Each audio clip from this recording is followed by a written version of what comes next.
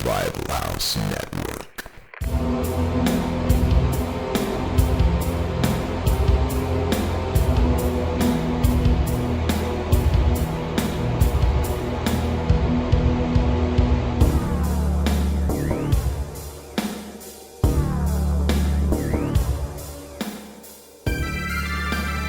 Welcome to BehindTheMaskPresents.com podcast. I know River and I have been away for a little while, but believe us, we've been doing all kinds of things for BTM and lots of exciting things coming up, and personal things as well. River, you just got back from old Mexico, drinking the water down there. Yeah, I spent a week there with my newly wife, and everything went great, man. I loved Mexico so much. We did the whole zip-lining Mayan ruins type of thing, and basically, I wasn't sober the whole trip, and then the last day I was sicker than a dog. So overall, it was a good experience, and I can't wait to go back to Mexico.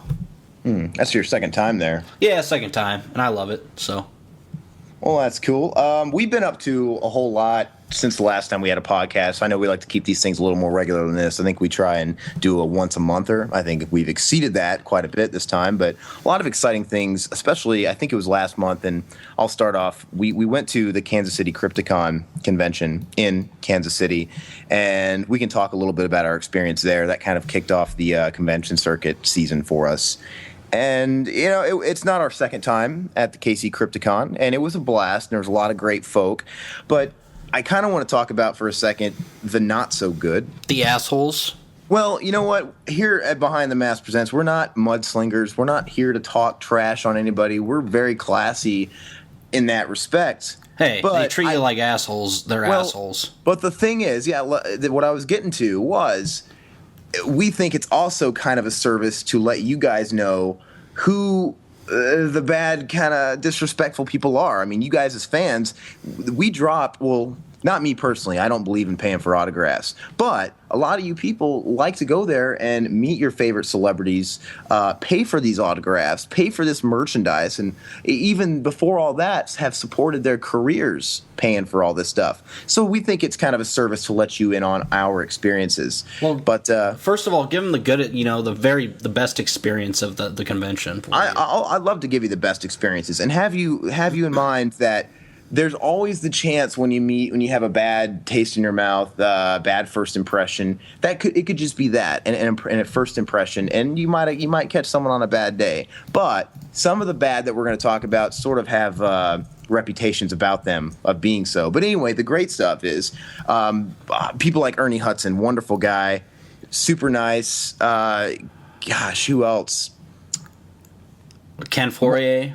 Ken Fourier was really funny. He was hilarious. Super nice. Yeah. Sid Haig, poor old Sid Haig, really nice guy, but from what I had understood, he had just come out of a surgery. So, by the end of it, you could see him winding down along. He was a little burnt out, but I mean that's to be expected. I mean the guy's getting older and shit. So well, and he looked a little doped out. You know, like just coming off the surgery and things like that. You had folks like Lou Temple of who really embraced his fans. Yeah, Devil's Rejects, Walking Dead most recently on the third season. Super nice cat, really down to earth. Him and Doug Jones, man. Doug Jones is he was the craziest gay guy you'll ever meet, dude. Well, Doug Jones surprised me. He's done a lot of the mocap acting for Guillermo del Toro films, like Pan's Labyrinth and things like that. And I think, I don't know if both the Hellboy movies, but a bunch of his stuff.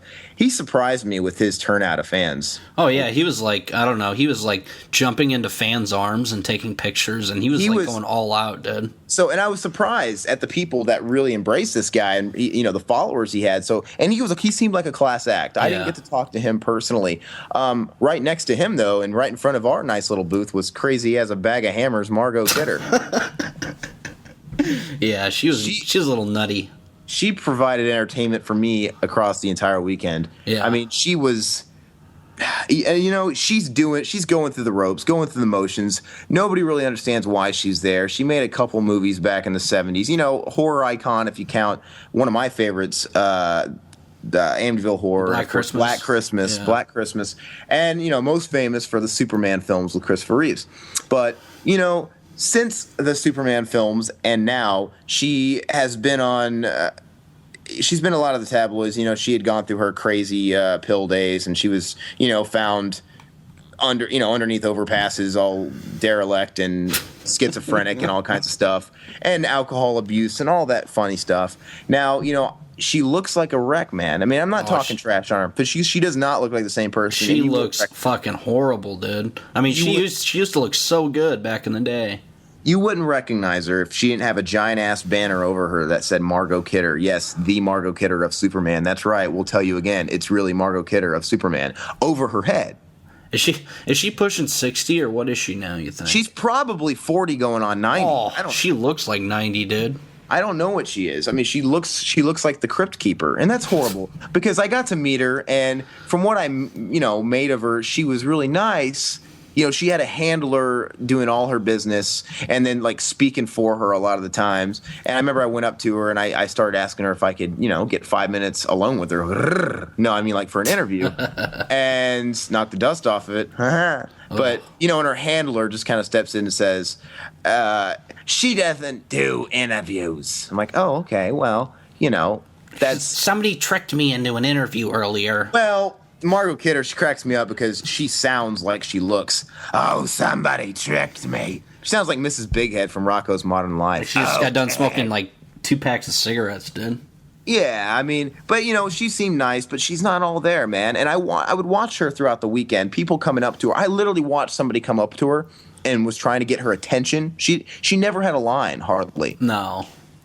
She never had a line. She would have just like strays coming across her, and it was kind of sad. And she was always buried in her phone, playing probably fucking Candy Crush Saga, like every other woman in the country.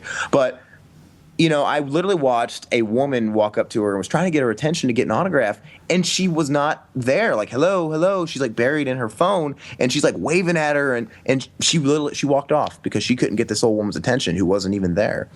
I think in her mind she was still on the set of Superman 4. We asked her about Superman. She's like, it's not as good as it used to be. Something like, I don't know what she said. Something stupid like that. We did ask her. All the CGI and all that stuff. It's just like... Yeah, about the old Dick Donner movies. That's right. I did ask her about that. I couldn't. But you know what? I think in her mind she wasn't there. I think in her mind she was actually filming the new Superman in some like fantasy land of hers. I'm on set. Superman is probably between her legs in her mind. Yeah. I mean, she probably thinks she's up for the role of Lois Lane in the new Batman vs. Superman, which, by the way, we're not going to talk about the whole Batfleck shit.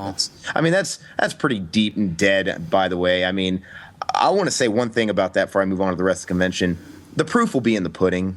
Batman has always been a man in a cape, and Bruce Wayne has always played second fiddle to Batman. A lot of people could play Batman. It's Bruce Wayne that's the convincing part that, people have to strive for. But the thing is how many times have people uproared that Michael Keaton got the role? Dude, that was huge shit back then. And if you had Twitter back in 1989, it'd probably be worse of a backlash.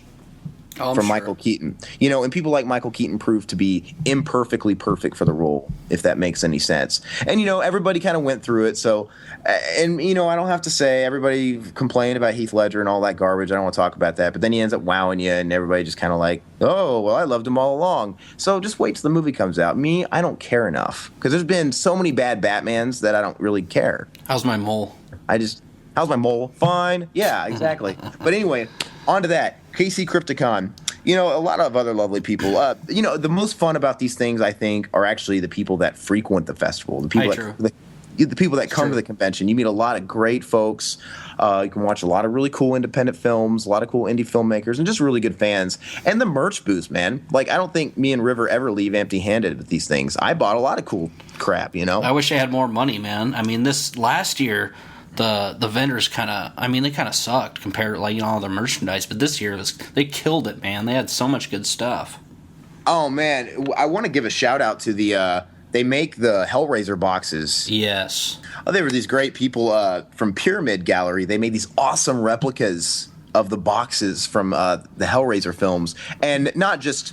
I mean, they're all custom made. They're really a sight, man, and they're They're not a very light price tag, but they're worth it. The craftsmanship is incredible, and a lot of time goes into each one of them. And they're custom made, so you can, if you wanted to, get the original, I'm sure. But they have all kinds of wacky, crazy designs as well. And those guys were really impressive. Gosh, who else? And I'm a toy freak, man. So many cool people that had a lot of toys and stuff. I left with a few toys. I'm nuts for old figurines and things like that. Got some good posters and shit too. A lot of good posters, man. A lot of good posters from a man that, even though he was a total asshole to us, I still left with like 3 posters that linked back to his career. You know, that man I'm talking about is Tom Savini. Tom Savini has a bit of a reputation of kind of not being very good with his fans, kind of being a jerk to say nice things. That's the nicest way of me putting it. He's a jerk off, more like it. He's a piece of shit. You know, and we want to give people the benefit of the doubt. We want to meet him for ourselves, and we were nice and great and all that stuff. And yeah, he pretty much proved everybody right, man. He disrespected us. He was a real jerk ass, man. We had plans to interview him, and after the way he treated us throughout the weekend, I just said, you know, basically, fuck that guy. Well, give the fans the whole sleazy story. Okay, we're sitting there. We want to go interview him. We talked to him on Thursday or Friday, saying, you know, can we get an interview later this weekend? He's like, yeah, sure. You know, Sunday'd be the best day. And we're like, okay, great. We'll be back Sunday. We'll do a little interview when you're not busy. He's like, okay, great. And then Sunday comes around, and you go up to him, and what does he say? He was basically, he had a woman next to him, but you know what? This guy had ladies around him all weekend. He was trying to, you know, get his wick wet and get in bed with this one chick on Friday night. He did. He laid her, and the next morning I literally watched him eating with a new woman, and he was like touching on her hand, rubbing, blowing in her ear, and telling her all about, you know, the Hollywood scene, trying to get into this chick's pants. It was really a sight to see, man. He kind of reminded me of like a 60-year-old Vinny Barbaroni or whatever his name was. Well, you know, but anyway, and I literally watched this every day. Anyway, on Sunday, he had somebody next to him behind his table who I just assumed was his handler. Yeah. Because, you know, most of those people have handlers. And there was nobody in line, so I walked up to him very nicely, said, hey, you know, Tom, would this be a cool chance to get in 5 minutes? And he looks at me, and he literally says it like this. Can't you see that I am talking with this lovely woman right here? Can't you see that I'm in the middle of a conversation? And I'm like, oh. And then I kind of, you know, returned the favor and being kind of an asshole. I'm just like, oh, I'm sorry. I didn't mean to, you know. Oh, sorry, Mr. Cheapskate, Mr. You know, Kel McAllister, you know, there. But I don't know. I kind of said some snide remark like, oh, whatever. You made some smart-ass comment, which was funny. You filthy, smelly wop. But why don't you go kill some more Vietnamese babies? Oh, man. That was a joke. I don't really have any disrespect against anybody that served. That was just a dirty. But anyway, yeah, he was really disrespectful in that sense. And I'm like, whoa, well, ouch. You know, how did I know this was another chick he was just trying to fuck? And he had her, you know, he was just schmoozing with her all day long, had her behind the table. Anyway, how disrespectful for somebody that's trying to come and meet you and things like that. You know what? And then a guest of ours, we had our guests that were with us go up, and I didn't want to have anything to do with them. But, you know, before all that happened, we had a copy of Night of the Dead 90. Yeah. Night of the Living Dead 90, the one he directed. And we wanted to get an autograph by him, you know, for a cool promo or something. So, but I was done with them. I didn't care anymore. But our guests insisted. They were females, have you. Our guests insisted, no, we'll go get it. I'm like, all right, whatever. I don't really care anymore. They go get it. I kind of stand by the wayside, and I want to see how he treats them. Totally disrespected them. Didn't even look them in the eyes when they came up saying, hi, can I get something signed? They were just posing. They could have been just normal fans wanting to get something autographed. Didn't even look them in the face. Didn't even give them full sentence structures. You know, was just telling them basically $25. $25. Like these are some fucking Steve Urkel pool doll, and that's all I know is how to say. You know, I'm like, this could be somebody that has supported his career for many, many, many, many, many years and has dumped I don't know how much money into his products, and you can't even, Tom Savini, I'm calling you out, WWE style. I'm calling you out, Tom Savini. You can't even look your fan in the eye. They've spent all this money. You can't even give them 5 seconds of your time to say thank you and take their money. You know, it was just really disgusting. And, you know, I tasted a little, stomach acid in my mouth. And I said, well, we're done with him. And we're too classy for a Hall of Shame. But if there was one. He's on there. It's him. Yeah, but they just walked away. They didn't even get the autograph, which was nice. They didn't give him their money. And what kills me is, like I said, we did not go for an interview after that. Like I said, screw this guy.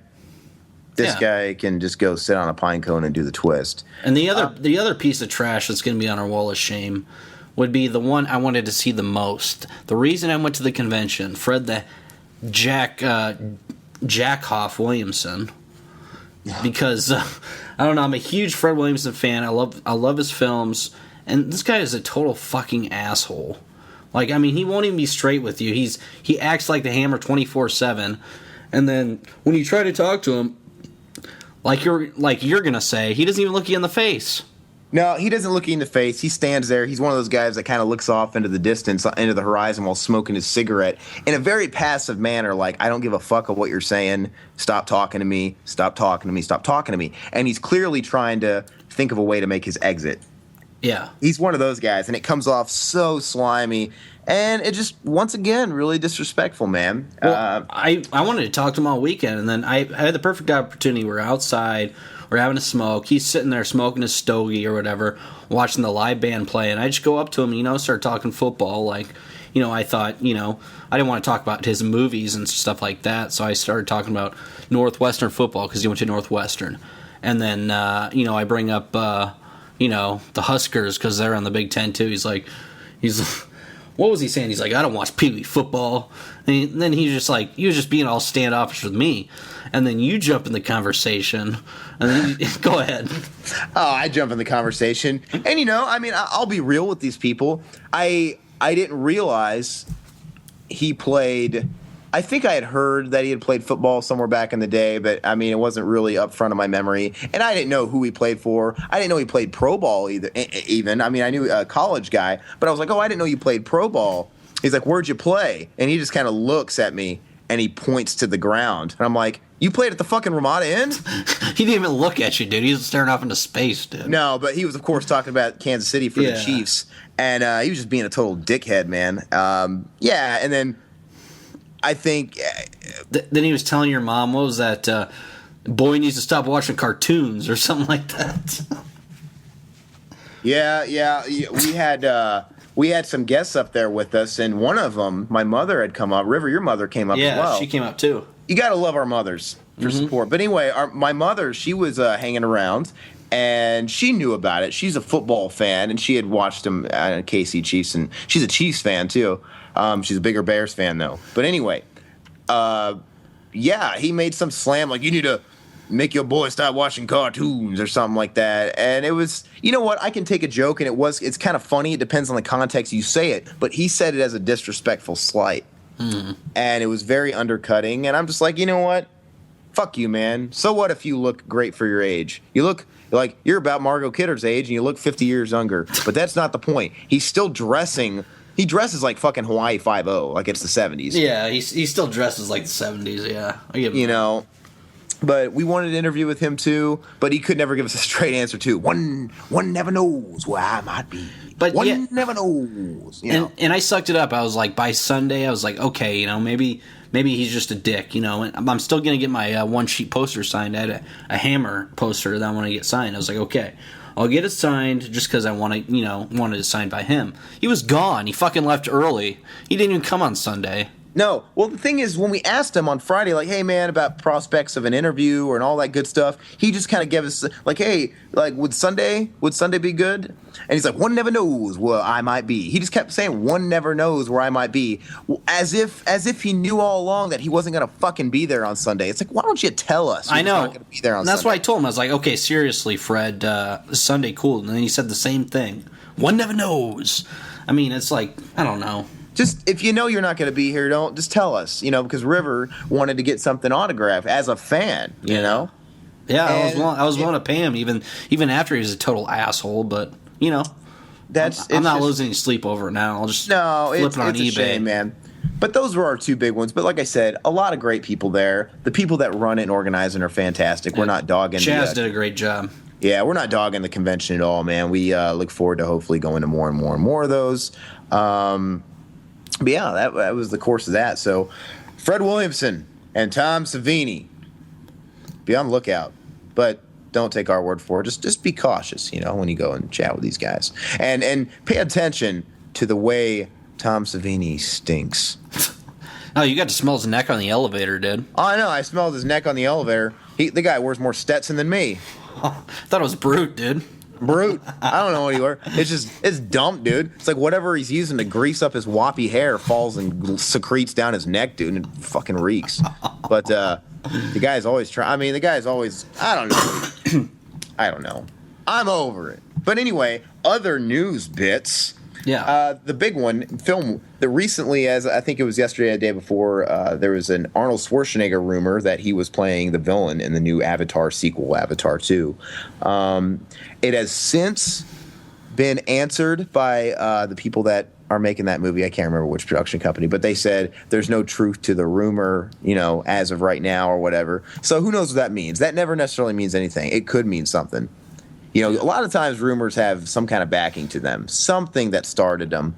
And when a studio says, no, and they sweep it under the rug, that's just to protect something. It doesn't mean that it's not true. But Arnold Schwarzenegger as a military villain in that sequel might actually get my butt in the theater again, because I hated the first one. First was a piece of crap. Yeah, but the only reason I want Arnold in this movie is because maybe working with James Cameron again will make him have the whip cracked on him to get his acting chops back. Not to say that he was ever, some Jimmy Stewart or something like that, but he reached his potential with James Cameron.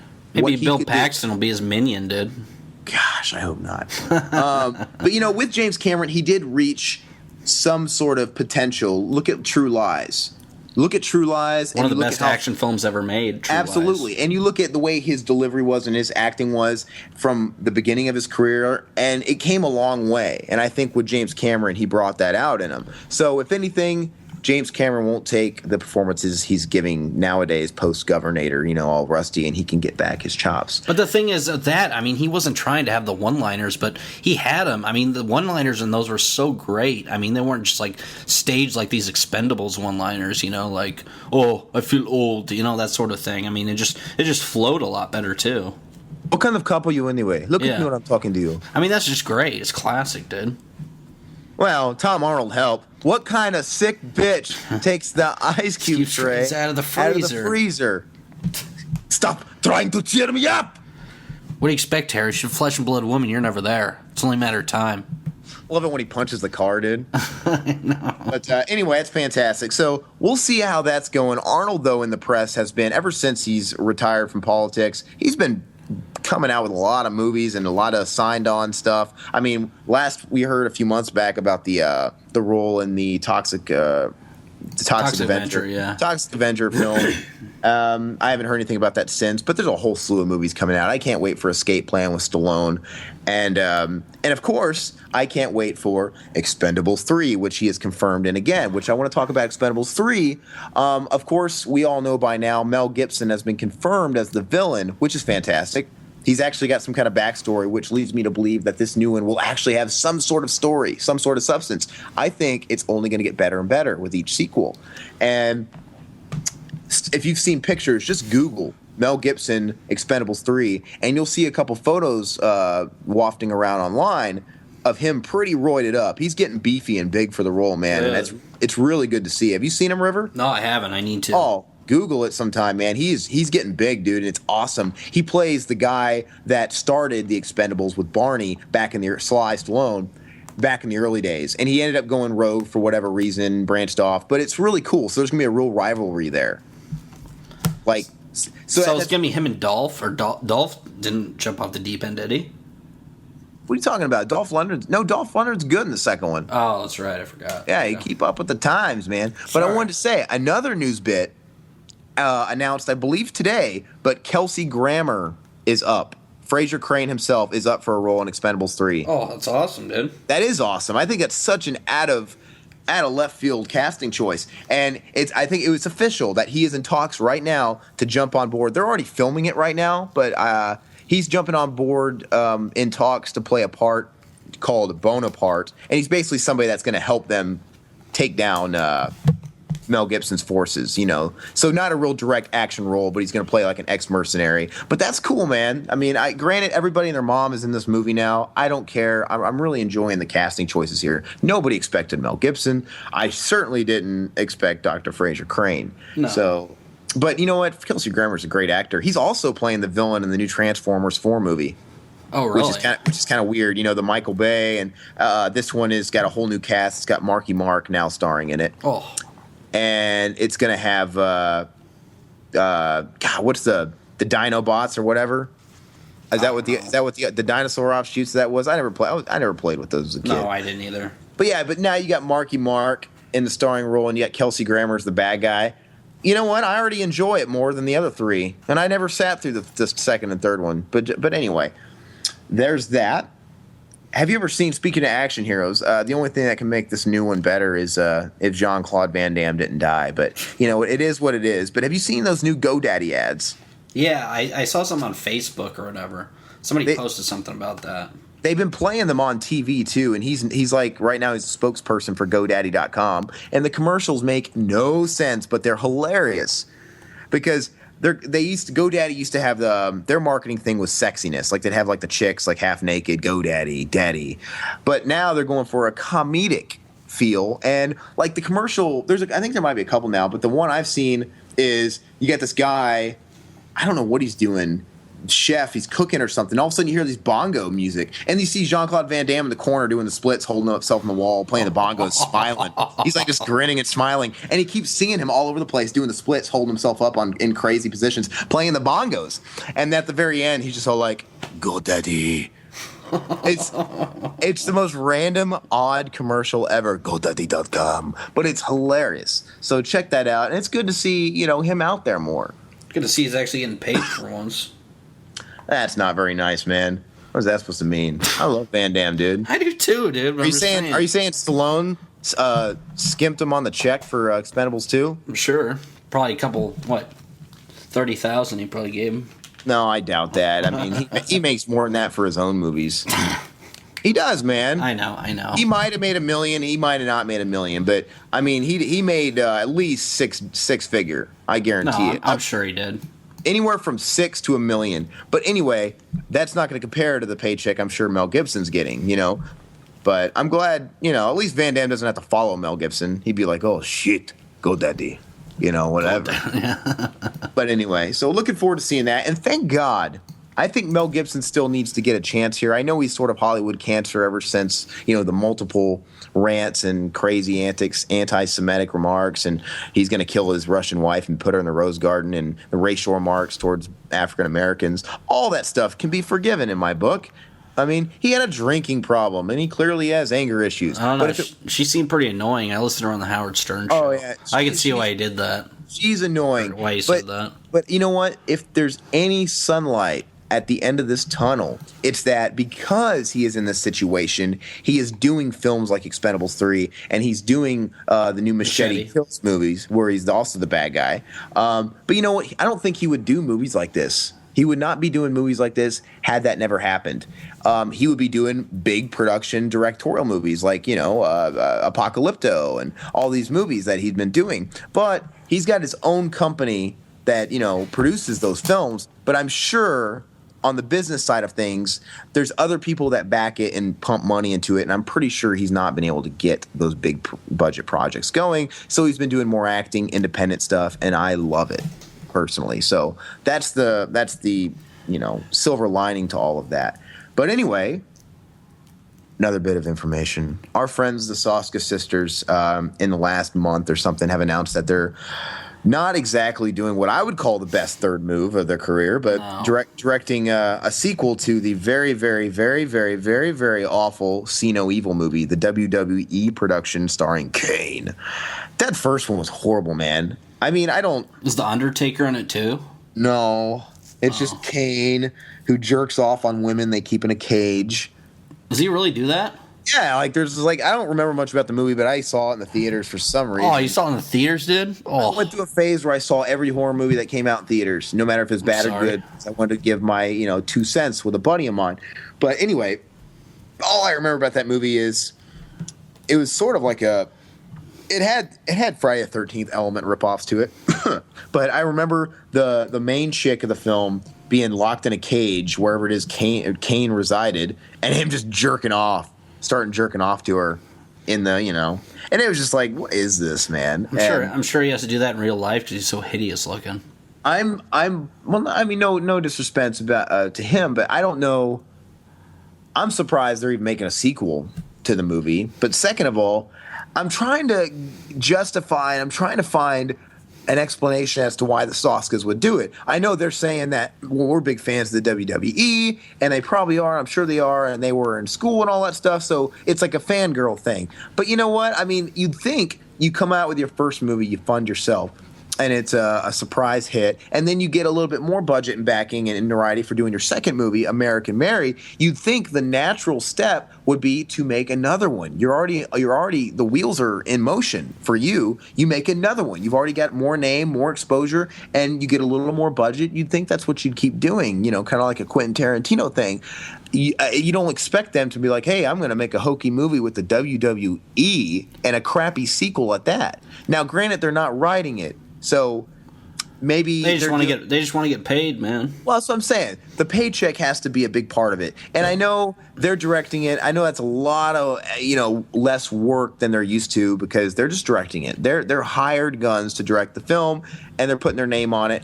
So it could be for a reason that they're doing it for a bigger paycheck to fund their next project. You never know what's going on with it. And you have guaranteed wrestling dorks that are going to be in the seats to watch it, though. Yeah, so, I mean, at the end of the day, it is going to be more exposure, different kind of exposure. So, I don't know. I just think their next original film needs to be damn good to kind of erase any kind of what I'm saying? No, I totally agree with you. Damage the image because they're on the rise, man, and they're still great directors, and they're very talented and things like that. Hopefully, this is just a small blip, and their next one will be continuing where American Mary's success left off. But much respect to them.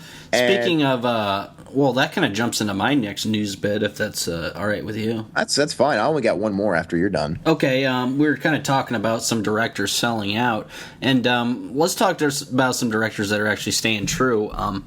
Ty West, The Sacrament, actually screened in the Toronto International Film Festival here this past week, and actually Magnet Entertainment picked it up. So wow. that will be great because, of course, Magnet comes out with pretty much all the good shit, especially recently. I think they did, Hobo with a Shotgun. They did a lot of things. A lot of things that are streaming on Netflix, too. So it's a guarantee to be streaming on Netflix. Are they the ones pushing that Bad Milo movie hardcore Bad right now? Milo, yeah. They do, which I want to see. I hear it's pretty weird. So The Ass Demon? The Ass Demon, yeah. Which, who's the main actor in that film? I don't. Oh, there's I know. Oh, I had it. There's a few people in it that are recognizable, and I can't remember for the life of me. But I've heard some decent things about it, so I would definitely check it out. Yeah, but keep an eye out. I don't think this won't probably be in like theaters. It'll be limited release, maybe theaters, and then I'm sure it'll be on demand before it hits theaters. So are we talking about Sacrament now? It's Sacrament, yeah. I'm looking forward to it. I don't even know the synopsis of it, but I mean, I enjoy the other Ty West works, and we're big fans over here of him. But yeah, I mean, I think he's I want to say like the next Eli Roth, but hopefully he's not the next Eli Roth. Hopefully he's not the next Eli Roth, because if you're Eli Roth, you make Cabin Fever, and then you get a chance to make a bigger budget with Hostel. It's a success, and then you just stop working. Yeah, but the thing about Ty West, though, I mean, he makes horror movies that are actually scary. Which I think, House of the Devil and, of course, The Innkeepers are actually horror movies to me. I mean, they're actually creep me the fuck out. No, they're more my style of horror. I mean, they're slow burn and everything, but it's hard to find a film, like a movie nowadays, especially with all we've seen with, all the gore and stuff that actually creeps you out. I mean, the less gore, sometimes the better. It's all atmosphere, I think. That's my take on everything. I mean, that's Ross' thing, is all the gore and all that stuff, and there's a place for that, and there's an audience for it. But I'm definitely more of a slow burn guy. I love the old '70s movies. I love 80s. I like stuff like Hellraiser. I love Amityville Horror. I love those old flicks that are really creepy. I love ghost stories. That's why I particularly liked The Innkeepers. Yeah. Perfect? No. No. Neither one of his movies are perfect. Oh, he's got 3, I guess, technically. Yeah, The Roast, yeah. None of them are perfect.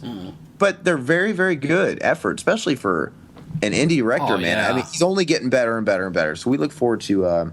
they're not throwing a ton of money at him, which... hopefully, I don't know what he could do with a big budget. I'm sure he could do something really cool, but I don't know if I'd want to see him do something with that. Like, no, when you don't have a big budget, you have to rely on atmosphere and your skills as a director. So he's succeeded in that. Other director that comes to mind that can pull that off was like Quentin Tarantino back today. Yeah, that guy was so good at writing dialogue, he didn't need a whole bunch of money thrown at him. So we're looking forward to seeing his career unravel further. We'd love to talk to him. I want to see what we can do and reaching out to him. I hear he's kind of tough to get a hold of, but we'd love to chat with him, and hopefully we get to do that. The only other film I want to talk about really quick, just because it kind of ties in with Arnold, but do you remember the old school Pumping Iron documentary? Oh, yeah. Blowing a Load? Yeah, Blowing a Load. I'm pumping. Yeah. When I'm pumping, blowing my load inside you. Yeah, it's a classic. No, really, though, I'm a fitness freak, and I'm interested in that stuff. And, of course, Arnold and all those, old Gold's Gym folks back in Venice Beach, the old school days. You know what? They got a new one coming out from the same producers. It's sort of a spiritual sequel called Generation Iron. And it's got, of course, it's the same type of deal, man. Inside look and all the people that are competing nowadays. I'm sure it's got people like your Jay Cutlers and maybe your Ronnie Colemans, people like that, if you know who those people are. But it's got a lot of interviews with a lot of people in the industry. People like Mickey Rourke, I know. These are people that have had connections that get built up for roles, and I don't know if they're going to talk to Arnie again. I think they're probably talking to Terry Crews. But, very interesting stuff, and I'm actually looking forward to seeing it because I'm a fan of documentaries, and I'm a fan of that inside world and what kind of goes on behind the scenes, So. Oh, for sure. One last thing before we take a break. I kind of want to jump into Blu-rays, upcoming Blu-rays. Yeah, what's coming out? September the 13th, which just passed, the Friday the 13th Complete Collection on Blu-ray, which is a hefty $90, so I don't know if you want to open your wallet that much. But that Crystal Lake Memories documentary, which I'd actually like to check that out. It's, 7 hours of a Friday the 13th. Is that included? No, it's separate. Oh, what's stupid. Did that come out at the same time? Yeah, it came out at the same time. Well, I'd like to check it out, though. I mean, I love documentaries, so... No, yeah, I'd rather just get that. Yeah, than the actual... They need to include that in the box set. Well, seriously. For a $90 price tag, you'd think they would. Yeah. World War Z comes out the 17th of September, which I still haven't seen. I haven't seen that yet. I love Brad Pitt, but I heard mixed things about it, so I'll red box it. Day of the Dead Blu-ray comes out this week, or the 17th too. So, what is this new version from Screen Factory got to offer on this new Day of the Dead? I think besides the cover art, what's new? I think it has new commentaries with George Romero. I think it has maybe new featurettes. I was talking about behind the scenes 30-minute production footage with our good friend Tom Savini. But I won't be spending my money on it right now. I'm broke as a joke, and I have other things that I'd rather buy, other Blu-rays. Is the transfer brand new? New transfer, yes. I wonder if it's got to be better. I think it's just a little better than the Anchor Bay version. Okay, all right. What else? Well, you forgot to mention your Lords of Salem movie. Well, I was going to get into that here at the end here, but okay, moving on. The 17th of September still. You got the Dracula Blu-ray coming out, the single edition, the Wolfman Blu-ray, Bride of Frankenstein, and Frankenstein, which I will be picking up Frankenstein and Bride of Frankenstein on Blu-ray, because I love those films. So check those out. Let's see, Dracula Prince of Darkness, the Hammer film comes out on Blu-ray that same day. So check that. Sorry, I have a cold now, but the week after that's the biggie, the new Halloween 35th Anniversary Edition. Mm-hmm. Which we have to pick that up because I was gonna pick it up last year. I think it was an Anchor Bay version, but then Goose, you were like, oh, you got to wait another year because the 35th anniversary comes out. I was like, fine, I'll wait. And this one, I'm glad I waited because this one has, of course, the Digibook. Yeah, and I love Digibooks. It's sweet, man, and hopefully this is the definitive version, and hopefully they give us at least 5 years to release another version. Jeez, no, I agree, and this is the version I'm actually going to buy to complete my collection. That VHS 2 comes out the 24th as well, which VHS 2 is way better than the first one, so highly recommend that. Prince of Darkness comes out, so which I think Shout Factory's putting that out. So you get your more Pleasance, Donald Pleasance in there. Mm-hmm. John Carpenter did that one. Underrated Carpenter. No, I agree with you. I Spit on Your Grave 2, which I've been seeing a lot of things about this, but like how graphic it is and everything. I watched a trailer for it. It looks like a piece of crap, but I will probably rent it, maybe go to Family Video or something and rent it from there to get the unrated version. So, and then I wanted to jump into my weekend viewings, which this weekend I will be viewing. I picked up the Lords of Salem Blu-ray. Oh, you did? I did. So if you're going to pick it up, gotta say there's no extra special features. There's only an audio commentary, which, I mean, they kind of screw you on that. But the only reason I got it was I love the movie, and they have a slipcover, a hologram slipcover, which kind of pissed me off because I took the sticker off it, dude. I still kind of feel like, you know, the bottom of the sticker, dude. You know, you feel that. Oh, you know, the sticky shit on there. It's on the front cover. Oh, I gotcha. Yeah. So I gotta get some rubbing alcohol and get it on there, but that's kind of bugging me. But I wanted to pick this up. I think it was like $18. I paid for it just because I love the film, and I'll be checking that out this weekend, which I already seen, but it's a great film. And then the second one I picked up was Grindhouse put out American Hippie in Israel, which I've been wanting to see for the past 4 or 5 years. And they came out with a deluxe limited edition 3-disc Blu-ray combo bonus DVD version. And it's limited edition numbered too, so which I really wanted that because I think they're doing like a giveaway on their website or Facebook page. Check out their Facebook page. They're doing a giveaway they're gonna, like, I don't know, pick a number or something and give away like a bunch of stuff. Pick a number? These are our games. Yeah, but I don't know. I think they're a great company. I'm really looking forward to seeing what kind of Blu-ray quality they put out, because DVD quality is just great, and they're jam-packed with extras and all that other stuff. So, sorry, but that's about it. As far as Salem goes, man, I'm afraid to go out and splurge by it just because I'm not like River is pretty consistent with Zombie. I'm kind of hit or miss, and I don't want to. And I've heard some people hate it, some people like it. It's kind of one of those films. So I don't know if I want to go out and blow the price tag on it now. But I did notice they are carrying it in Redbox, and I almost got it the other day to just. Oh, they are in Redbox. Okay. But it was only a DVD at the one I found it on. Are they carrying it in Blu-ray Redbox? If they are, and so I actually didn't get it.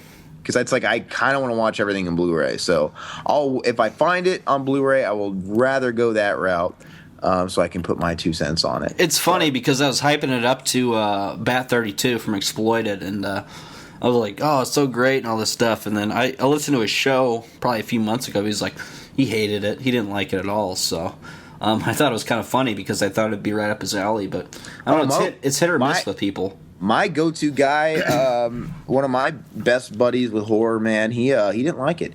Oh, really? He put him to sleep. He said it was just he couldn't take the slow burn of it.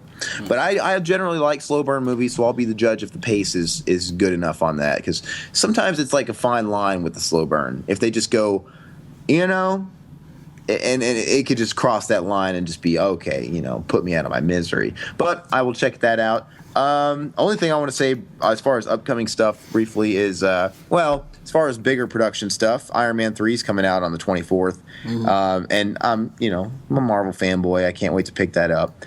And music-wise, the new Dream Theater record is coming out on the 24th as well. So that's 2 days after my birthday. I'm going to have a very happy birthday with those 2 things. So it'll be very, very nice. And, gosh, that's really the big ones. I don't want to get too heavy into that, but what have I been watching lately? I've been watching Netflix. I've not been in a movie mood. I've been, kind of off and on, but I've been watching Cheers, and of course, I've been staying up with my Breaking Bad every week, man. Breaking Bad's incredible, and if you don't watch that show, you're crazy. It's got 2 more episodes left. This is the greatest episode yet. I'm hooked. I'm addicted. It's better than Walking Dead, in my opinion. You know, it destroys it. It's such a good show. And that's pretty much what I've been watching lately. Listening lately, I just got the brand new Carcass record, their first record in, I believe, 18 years. And if you're a fan of Carcass, you know, they started off in sort of the grind, death, gore genre, but then they kind of started the whole melodic death metal thing, which inspired countless bands we have now. You know, their record Heartwork is credited for creating a whole genre, and that record is incredible, and as well as the record before it and after it. But anyway, the new one, if you like Carcass, if you like where they left off, this sounds exactly like where they left off. And I've listened to it about twice through, and it's a fantastic record. You know, very thrashy, maybe not quite as melodic as where they left off, but enjoying it, man, enjoying it. But that's what I got there. I mean, I think we're ready to take a break before we get into the meat of our show. I think everybody needs a little smoke break after. I've had the shit chills for quite some time. All right, we'll be back here in a second. You're listening to Behind the Mask. Ladies and gentlemen, at this time, we are proud to announce the motion picture debut of America's most talented, most beautiful, most exciting, most glamorous female superstar. Oh, man, don't be no fool. Moms Mabley as Amazing Grace. We want Grace! We want Grace! Grace ain't coming. Grace ain't coming. She's sweet. You should have went over there and busted him right in the mouth. She's sexy. No, don't kiss me. He might start something that you can't stop. She's courageous. Baby, I'm gonna stomp you. She's outrageous. But I'm gonna be in the White House. She's Moms Mabley, and she's amazing in Amazing Grace. That's all I need to know. Rated G. General audiences. Amen. Meet Mr. Jonathan. He's bad. He's mean. He's a loving machine. Oh, Jonathan. Let him give you a black shampoo. His clientele all kiss and tell. You tell Mr. Jonathan if he won't do me, nobody will. He isn't above a labor of love. Does Mr. Jonathan make house calls? He's got the touch they love so much. Hello, ladies. Artie taking good care of all of you? Artie just didn't have the equipment you have. He's mad. He's mean. He's a killing machine.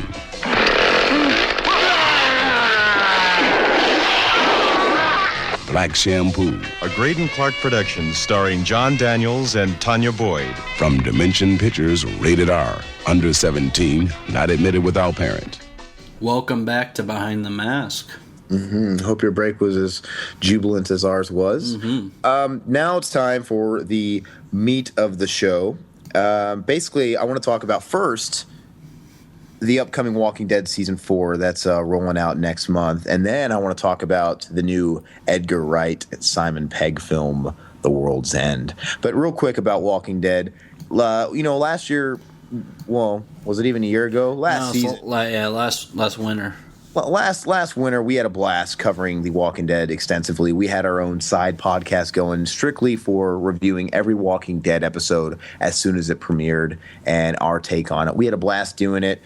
We got some cool feedback from it, and we're going to do it again. And we had some cool giveaways last time around, and we're going to have another really, really big one as well coming up, which I don't – are we ready to announce that or no? No, not yet. All right. Well, we'll get to that later, but – be on board for us on that as well because we have a lot of fun doing it. But yeah, Walking Dead Season 4.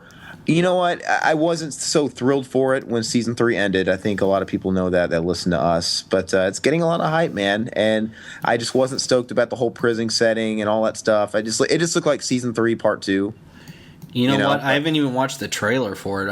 I don't want to spoil anything. So I didn't even watch that. And tell you the truth, I haven't been too excited about it coming back. Is that sad?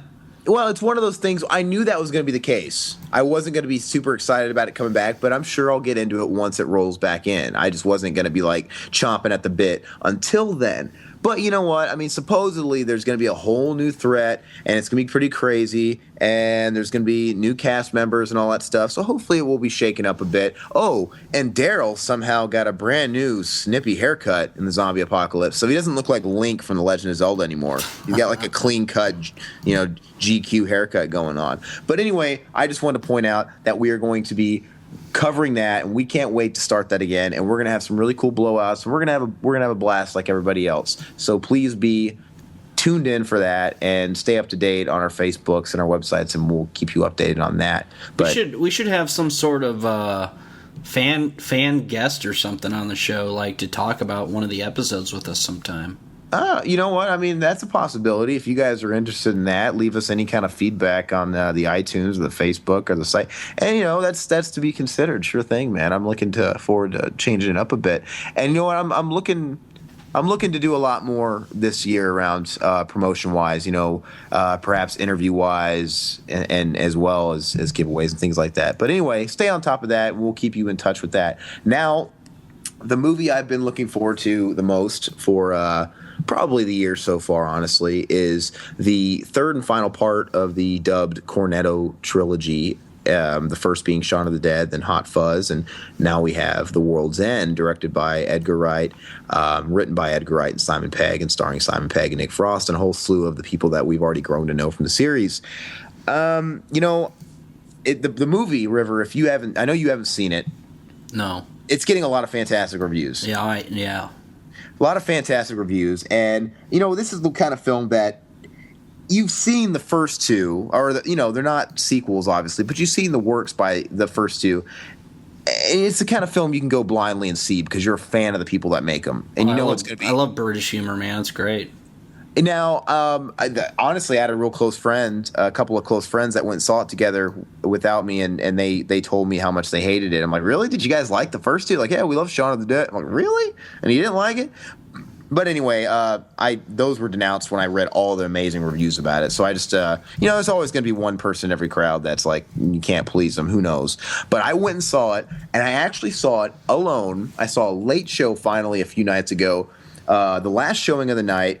They were playing it in the smallest auditorium our theater had to offer, and I saw it alone. Nobody else was in the theater with me, and it was the most perfect movie-going experience I've been to in a very, very long time. Anyway, I enjoyed it. I thought it was incredible, man. It was definitely the same kind of humor. I mean, you could tell who wrote it. You could tell who made it, and it definitely fits. But it fits in a way that it stands on its own. Shaun of the Dead is not like Hot Fuzz. Hot Fuzz is not like this movie. And this film is the darkest of the three. I mean, the dialogue is incredible. It's still really quick-witted, really fast-going British style. So you gotta be mentally prepared. But it's what to expect from these films now. But it is the darkest. It's got a lot of witty dialogue. It's really funny at times. But the underlining of it, is more serious than Shaun of the Dead and then Hot Fuzz. I think Hot Fuzz is the most slapstick. Mm-hmm. The most slapstick, and this one is the most serious. But they're all kind of very in thread with each other. Now, this one, you have Simon Pegg, who's kind of like playing, he's playing the friend who's trying to relive his heyday in the 80s. He went nowhere in life, and all his friends grew up and got real jobs and got married, got mortgages, and became successful, and he pretty much stayed the same. It's that whole story, and he's trying to get the gang back together to relive a glory day. There's more to it than that, and when you watch the film, there's a particular moment in the film where Simon Pegg himself kind of drops the witty funny man, and he gets serious for a minute, and it's the most serious moment there's ever been in any one of these movies. A real type of situation that's kind of depressive.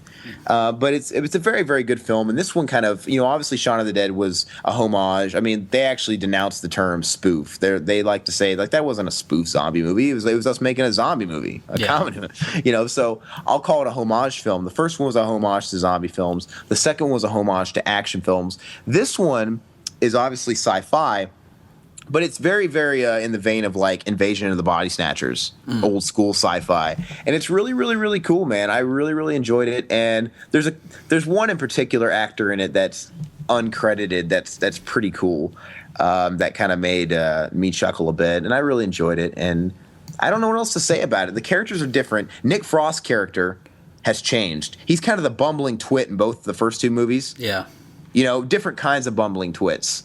In the second one, he's Mr. Simple-Minded Idiot. You want to love him. He's a big teddy bear because he doesn't know no better. In the first one, he's kind of vulgar, still that same kind of, you know what I'm trying to say. Yeah. In this one, he's not that guy. He's successful.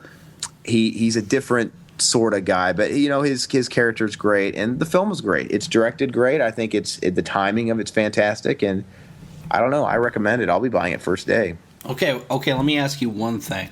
Sure. Where does this rank as one of Edgar Wright's best films? Is it his best, his second best, or his third best? Are we branching outside of the Cornetto Trilogy and his other films too? Yeah. Well, I mean, the only other one he did really was Scott Pilgrim, but yeah. And you know what? I know a lot of people are huge fans of Scott Pilgrim, and I personally don't like Michael Cera, so I never saw it. I hate Michael Cera, but I enjoyed the film. No, and I hear the film's great. Yeah. People love that movie, so I need to finally see it. Of course, he's coming out with Ant-Man, which, by the way, this is also news-related. There is a rumor mill going around that Simon Pegg could be playing Ant-Man. Well, which would be amazing. And the only reason that buzz got started is because he was on Twitter. He released a cryptic buzz photo of him at Marvel Studios behind an Ant-Man framed picture, just kind of to create the buzz. Whatever that means, who knows? But you know what? He's kind of like the go-to guy, just like Danny Elfman and Tim Burton are kind of inseparable. He's going to make some kind of appearance, you'd think, especially with them both being comic geeks, I think he'd make a great, Ant-Man. So anyway, that aside, if we'll just look at the Cornetto Trilogy, since I never saw Scott Pilgrim, I think I just saw it, man. I've lived with the other ones for a very long time, and I just saw this one. But after a first impression, it might change. I think it could be better than Hot Fuzz, but Shaun of the Dead is always going to be the best. Yeah, okay. Just because it's so classic, and everything about that movie is great. It was super indie. This one obviously has more of a budget because it's sci-fi. There's a little bit more effects in it, Yeah. But, yeah, I mean, Shaun of the Dead is always going to be the best, but it very well could be better than Hot Fuzz. I do think it's better paced than Hot Fuzz, because Hot Fuzz does start to get a little long at the end. Yeah. Even though I still love it, I mean, I just have to notice where the imperfections are. And this one is more of a fluid film, and it's just a really good film. Especially if the ending. I'm not going to talk about the ending, obviously, but the ending is super cool, and it's a nice throwback to a lot of these old man. God, I can't even say what it's a throwback to because it'll almost ruin it, but. It's a really good film, and I actually liked the angle they went a lot more. Steven Spielberg, like Paul. Oh no, it's not like Paul, but I'm saying I liked after watching the film, I liked the direction they went a lot better than I thought I would, and actually a lot more than when I first read about it a couple years back that they were going the sci-fi route and all that stuff, and it ended up working out very, very, very well. So definitely go see it. I'll be writing a review up for it really, really, really soon and throwing that up on the website. And River, get your ass to Mars and see it. No, I really want to see it. What I understand is why Edgar Wright only comes out with a film like every 3 years. I don't know. And because he's such a great director, dude. If he's getting right down to working on Ant-Man, that one will be out in another couple years too. Yeah, so I mean, it seems like it's too few and far between. I mean, you'd think he'd be coming out with one at least every year, but well, what you don't understand though is like he's not doing like a Soska Sisters like we just mentioned, where they're just gonna direct it. He's writing and producing. He's doing all his. He's doing all. He does a lot of these stuff from the ground up, man. They're labors of love. I mean, actually, it's not like he's sitting on his butt like Eli Roth. I think as soon as he wraps one project, he starts writing it, and he starts the pre-production, he starts all that stuff, and then it literally takes 2 or 3 years to get it off the ground. He doesn't write them though. Simon Pegg writes most of it, doesn't he? Simon Pegg and Edgar Wright, they both write it. Oh, they both. Okay. Yeah, so maybe that's part of it too. Maybe they like working together and they have to bounce around each other's schedules. Even so, I'm pretty sure they got a pretty cool click going and rhythm going to where he's working on other stuff. pre-production wise. But I wouldn't be surprised if these movies take that couple of few years, man. Especially getting it marketed, getting it sold, and all that stuff. And it's a long process. So I mean, I think his output is pretty good, actually. I mean, I don't have a problem with the director that's really, really good pumping out movies every few years and them being quality. Yeah, I guess it's better than Tarantino. Putting one out every 4 or 5 years. I think that's the standard, actually. What director comes out with a movie every year that isn't like a low budget, nothing director? I'm probably thinking more horror related. So because a lot of the horror directors pump out one once a year. But yeah, they're just like 2 pegs above porno directors, where they can pump out 5 a day. Yeah, but I don't know. Maybe you're right. But anyway, I loved it. You know what? If I were to give it, like I said, if we're going off the Mask rating, gosh, man, I'm a fanboy, man. If Shaun of the Dead was a 10, which it is, it's a classic. I mean, I freaking love that movie. If Shaun of the Dead was a 10, this is at least an 8, 8.5. I mean, it's very, very good. I just need to see it more to really pick it apart. But I really loved it. But as far as our little just kind of shoot the breeze ranking, if it's worth a buy, if it's worth a red box, it's a first day purchase for me. I love it. It's a great addition to the trilogy, and I'm very, very happy with it. And I'll be buying it first day on Blu-ray, and so and it's definitely worth the impulse buy. If you liked the other two, and for some reason you don't see it, impulse buy it. Go impulse see it. See it on a Saturday night. Pay the full price if you have to. Buy it first day if you never saw it. So that's pretty high praise. I have some really good memories of Shaun of the Dead because I actually saw it in theaters, and one of my memories is I think I ended up dumping my girlfriend that day. And then that night, I went by myself to see Shaun of the Dead, and I just fell in love with it. I still remember this to this day because the film and the fact that I dumped her ass. So I mean, it kind of works out. It's a feel-good movie to this day, man. And I just, in the spirit of The World's End, I've just purchased on Amazon those collector's comic tins. Did you see that they released those? No. They had a slew of movies that came out, and they were all I don't know if they were all Universal. I know the Focus Features, Focus Films, they put these movies out, but I think they're under Universal too. But anyway, I think they were all Universal films. But they had like Pitch Black and Chronicles of Riddick. They had Death Race, Jason Statham. They had Incredible Hulk with Ed Norton. Those at Walmart, yeah. Yeah, they sold them at Walmart for a brief time. Now they're gone. But you can still find these on Amazon while they're limited. Once they run out, I think they're gone. They have Shaun of the Dead? Yeah, they have Shaun of the Dead and Hot Fuzz. Yes, Shaun of the Dead and Hot Fuzz. And they're Blu-ray, DVD, all the combo. They're the decked out versions. And now they're in steelbooks. But not just steelbooks. They have all new covers that are like comic books. Oh, nice. And I bought both of them. I got them in the mail a couple days ago from Amazon. Oh, I'll have to look at those right now. They're beautiful. So check those out. Hopefully, I'm sure whenever The World's End comes out, they're not going to have the comic one. I mean, I'm pretty sure that's going to suck. I don't have it complete, but it'll be a really cool packaging as well. But that's pretty much what I had to say. Is there anything else you want to get off your chest forever before we close her out? Not really. I'm just looking at the Shaun of the Dead steel, but it looks awesome, dude. Yeah, the Shaun of the Dead. They got a Hot Fuzz one too. Check it out. Oh.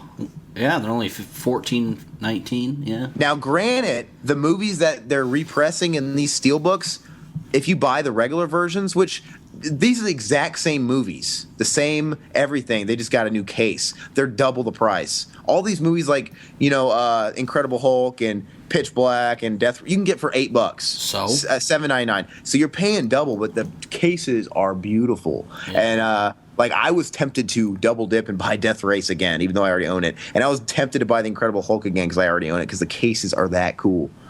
But anyway. Artwork is cool. They're very, very neat. So check those out. But that's all we got for the show. I do want to say once again, make sure you follow us on Facebook. You can find us BehindTheMaskPresents.com. Subscribe to us on iTunes. We love it. Subscribe to us there. Leave us feedback. We love it. We'll call you out. We'll make fun of you, whatever we feel like we got to do on the show. But anyway, we appreciate the feedback, and we'll definitely take it into consideration. And we like to hear what you guys think. And stay on top of the Facebook, and stay on top of the iTunes, and stay on top on the Twitter. Follow us there at BTM Presents. I've been jumping back on the Twitter here the past few days. We're hitting the Twitter now hard, and I'm actually liking it. But anyway, jump on those and keep up to date on The Walking Dead. We'll release more information starting now, from now until it airs here in a few weeks. weeks about what we got going on and when the podcast start and all that stuff. We're really excited about that. So check out all that stuff and BehindTheMaskPresents.com and all that great stuff coming along the way. And that's it. We are out. Thank you. We've been having fun. Thanks, guys.